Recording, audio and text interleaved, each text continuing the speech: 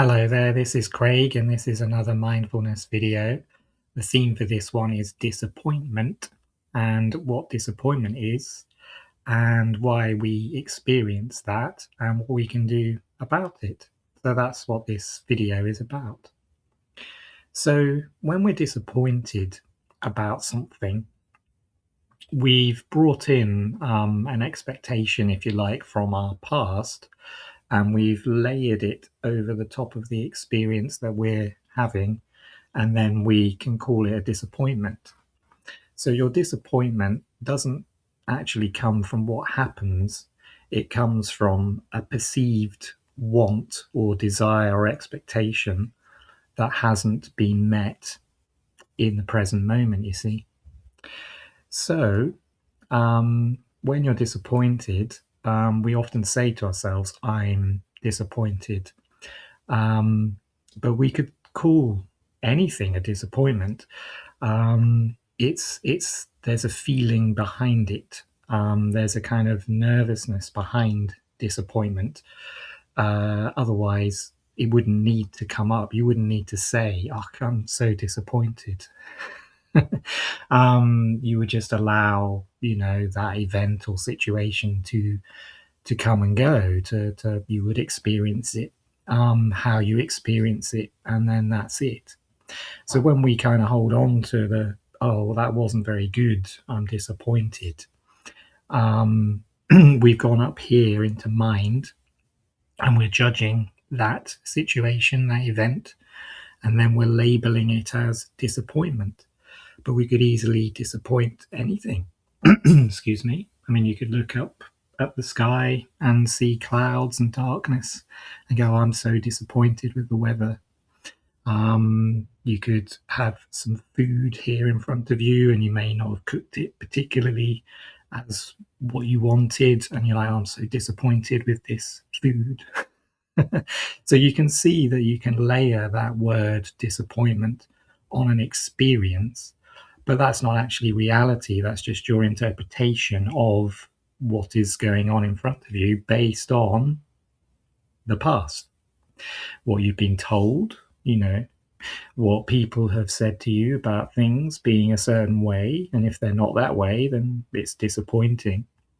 It's good to begin to challenge that notion of disappointment, because it's more thinking than a feeling.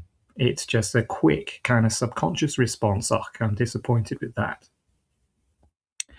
Whereas notice the next time that you feel, you're in a situation, and then you you become disappointed in it, and notice behind, look deeper, and ask, well, why am I disappointed? What is this disappointment? Can I tune in with my body? Is there an emotion here? Is there a feeling here? Now, disappointment isn't an emotion or a feeling, it's a thinking. Your emotion behind it could be a sensation. Maybe there's a nervousness there, there's an anxiety there, and that's why you're disappointed.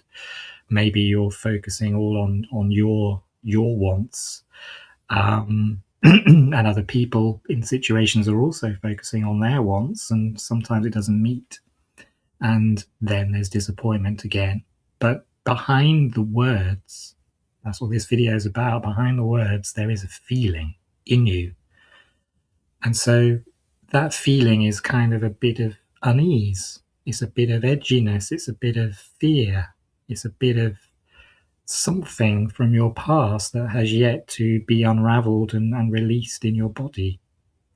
So you find that you work with your disappointment. You work with things like, you may have heard of FOMO as well, like fear of missing out. That's what FOMO is.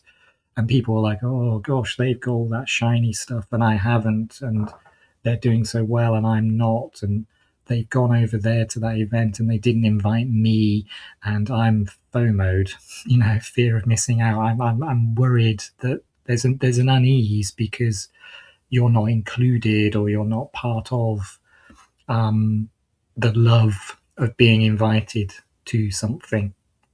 And that's basically what this is. This disappointment and FOMO is a lack of love, either from other people sort of representing that lack of love to you by not inviting you, for example, or it's just kind of it is your inner landscape, if you like, your inner love for yourself is not yet fully, um, whole and complete.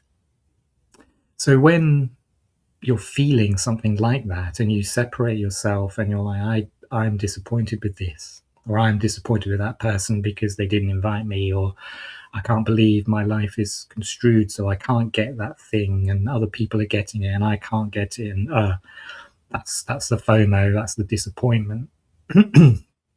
You challenge that. You, instead of this separation, this kind of self-centeredness, it's around you. I didn't get this, I wish, I want, it's not happening, I don't like, I'm disappointed. Instead of that I'm self-centeredness, you come back to your inner landscape. You take a moment to come away from self-centeredness, which is your mind, and you come into your heart. And again, we breathe, we arrive back in the present moment, and we sit with whatever's here, whatever feelings are here. They're all valid. It's all telling you something from your past is still to be released or unraveled in some way. So you sit with that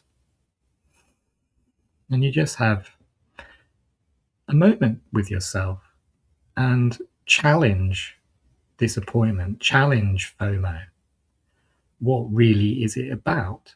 And you may come to a realization that what it's really about is a memory or something that happened to you, um, from years ago, where you first encountered disappointment or annoyance or nervousness, or sadness. There could be all sorts of feelings.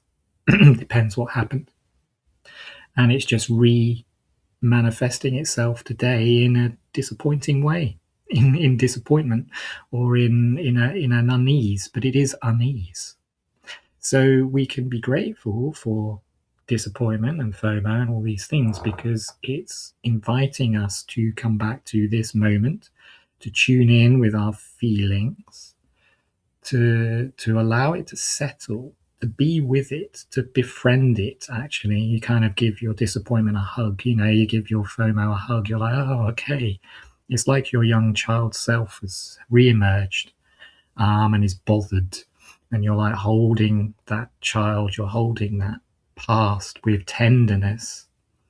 And you find when you do that, you're giving yourself love, and the love, kind of the fear that was there, the unease, you start to love that part of you. And then it opens, just like a flower blossoms in a way. It opens and eases. And then you're left with a kind of peaceful, centered joy in some ways. And in fact, there is a practice of having joy for other people's fortune, having joy for, so if someone has didn't invite you to something and they've gone off and they've had this amazing time, there's a practice to take is, can I have the joy for that person's joy? Can I live vicariously through their joy? And this is called sympathetic joy. It's kind of like you're happy for people, you're happy for other people's life and what they do, and it has no impact whatsoever on you personally. It shouldn't. If it does, then you have inner work to do. You have breathing and meditation to do, and to look at your feelings and to settle them and ask questions about them. Why are you here again? What's going on? Disappointment. And to really look deeply at it. And you find after a while that the illusion of disappointment, because it's just thoughts, disappears, and you're left with this moment. This moment is this, and all is well. There is nothing wrong with anything. The clouds pass by the sky. I don't have to say that I'm disappointed in them. It's like, yeah, the clouds are there. It's fine. They'll do their thing and they'll move on. And someone's gone off and done something and I haven't. and that's fine. It's not disturbing me in any way. So I hope this has made some sort of sense. It's initially just challenging that initial reaction because we're very subconscious beings. We live in our past unless we're mindful that we've gone in there into the past.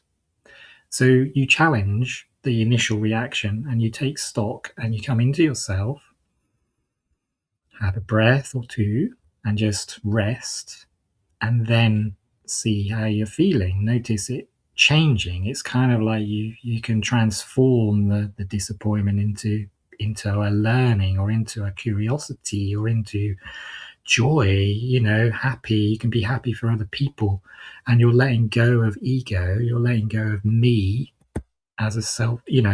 I'm everything should revolve around me. Not really. Life doesn't work like that. There is no me, particularly if you're thinking of non-duality and everything is one whole.